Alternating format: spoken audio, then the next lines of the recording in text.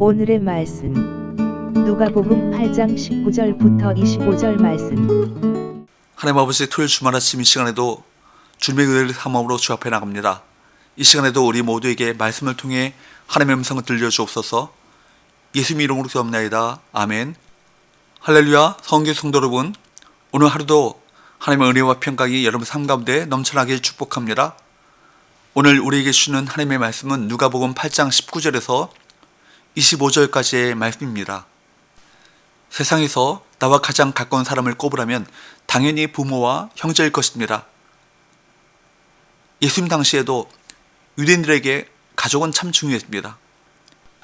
이들은 그 어느 민족보다 족보를 중요시 여기는 사람들이며 혈통이 자신의 정체성에 절대적으로 중요할 뿐 아니라 늘 집안 사람들과 함께 살아가는 것이 당연한 사람들이었습니다. 그런데 예수님의 경우에는 이것이 성립되지 않습니다. 19절 20절 예수의 어머니와 그 동생들이 왔으나 무리로 인하여 가까이 하지 못하니 어떤 이가 알리되 당신의 어머니와 동생들이 당신을 보려고 밖에 서 있나이다. 예수님께서 큰 무리에 둘러싸여 계실 때 어머니와 그 동생들이 찾아왔습니다. 보통의 경우에는 아무리 많은 사람이 있다 할지라도 예수님의 가족이라면 당연히 우선권이 주어지기 마련입니다. 또 가까운 자리가 보장되기 마련이죠. 하지만 예수님은 뭐라고 말씀하십니까? 21절 예수께서 대답하여 이르시되 내 어머니와 내 동생들은 곧 하나님의 말씀을 듣고 행하는 이 사람들이라 하시니라.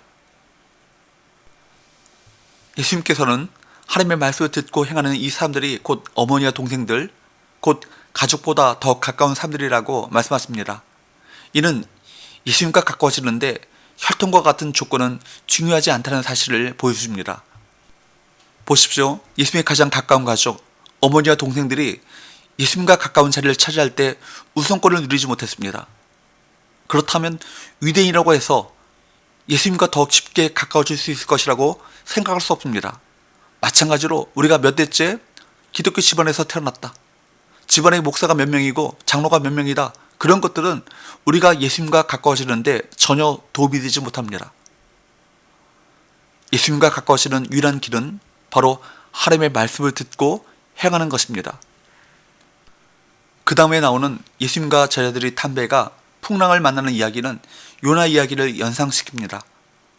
22절 23절 하루는 제자들과 함께 배에 오르사 그들에게 이르시되 호수 저편으로 건너가자 하시며 이에 떠나 행선할 때 예수께서 잠이 드셨더니 마침 광풍이 호수로 내리치며 배에 물이 가득하게 되어 위태한지라.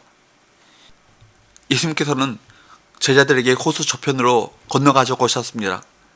그런데 그 후에 마치 요나처럼 배에서 주무시는데 어떤 일이 벌어집니까?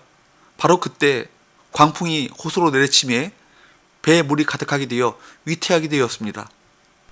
24절 제자들이 나와 깨어 이르되 주여 주여 우리가 죽겠나이다 한데 예수께서 잠을 깨사 바람과 물결을 꾸짖으시니 이에 그쳐 잔잔하여 지더라. 풍랑이 일어 배가 파산할 지경에 이르자 제자들은 죽음의 공포에 사로잡힙니다. 그들은 주무시는 예수님을 깨우면서 뭐라고 말합니까? 주여 주여 우리가 죽겠나이다 라고 외칩니다. 이것은 광풍이 내리쳐 배에 물이 가득하게 되자 제자들이 당황하여 잠드신 예수님을 깨우며 외친 말입니다. 여기서 제자들이 당면했던 상황은 예기치 않은 순간에 일어났을 뿐만 아니라 그 상황 또한 심각하여 절체절명의 위기 상황이었음이 분명합니다. 왜냐하면 제자들 가운데에는 갈릴리 호수에서 잔뼈가 굵은 노련한 베테랑 어부들이 여러 명 있었기 때문에 웬만한 위기라면 그들의 경험을 바탕으로 너끈히 이겨냈을 것이기 때문입니다. 그런데 그들조차 때 아닌 광풍을 만나 어쩔 줄 몰라 하며 잠들어 계신 그리스도를 부르고 있는 것입니다. 이러한 제자들의 모습은 오늘날 바로 우리의 모습이기도 합니다.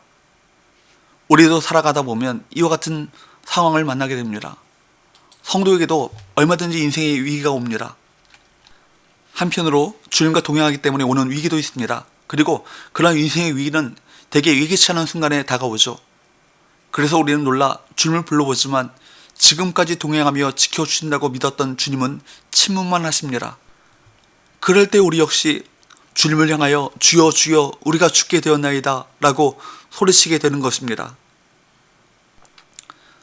그러나 이런 인생 위기는 우리에게 고통을 주기도 하지만 한편으로는 큰 유익이 되기도 합니다. 제자들이 풍랑 앞에서 당황해하며 주님을 다급하게 불러 깨운 결과가 무엇입니까? 물론 일체적으로는 풍랑이 잠잠해지는 것이었지만 그와 함께 그들은 주님께로부터 너희 믿음이 어디 있느냐라는 책망을 들어야 했습니다. 하지만 그들은 이러한 위기 상황을 통해 자신들의 믿음이 얼마나 연약하고 보잘것없었는가를 절감했을 뿐만 아니라 그들과 함께 하시는 그리스도에 대해 더 깊이 알아갈 수 있었습니다. 그러므로 우리도 이 세상을 살아가면서 이처럼 예기치 않은 인생의 풍랑을 만날 때 당황하지 않도록 해야 할 것입니다. 물론 이러한 고난과 시험은 없는 것이 가장 좋겠지만 그러한 어려움이 없는 곳은 무덤뿐입니다. 따라서 제자들이 풍랑의 위기를 통해 그리스도의 능력을 보고 그분을 더 깊이 알게 되었던 것처럼 우리도 그 모든 인생의 위기를 오히려 하나님을 더 깊이 알아가게 되는 은혜와 성숙의 기회로 삼길 바랍니다.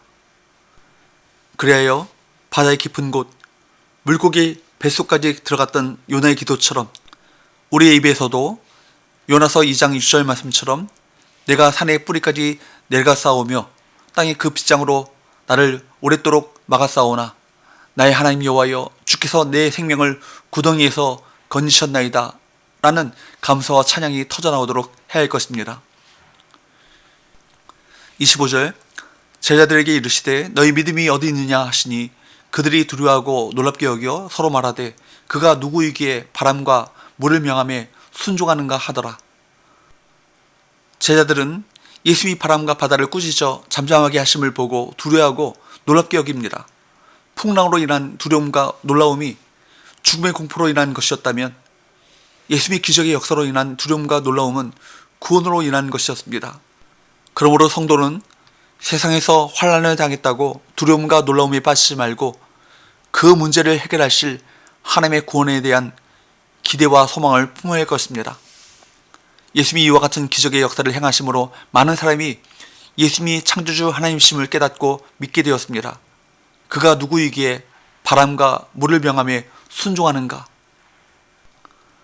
그들의 이 질문에는 예수님이 창조주 하나님의 아들이시요 만물을 다스리시는 주권자시다는 이 답이 내포되어 있습니다. 그러므로 성도는 위기와 환난을 만났을 때 주님께 믿음으로 구해 구원을 체험하고 많은 사람에게 예수 그리스도를 전하는 계기로 삼아야 할 것입니다. 기도합시다. 하나님 아버지, 우리 인생 배에 광풍이 몰려올 때 우리 배에 함께 모신 예수 그리스도를 더욱 신뢰하게 하셔서 주님께 대한 온전한 신뢰와 믿음으로 주님께 도움을 구함으로 광풍을 이기고 승리하게 하여 주옵소서. 예수님의 이름으로 기도합나이다. 아멘.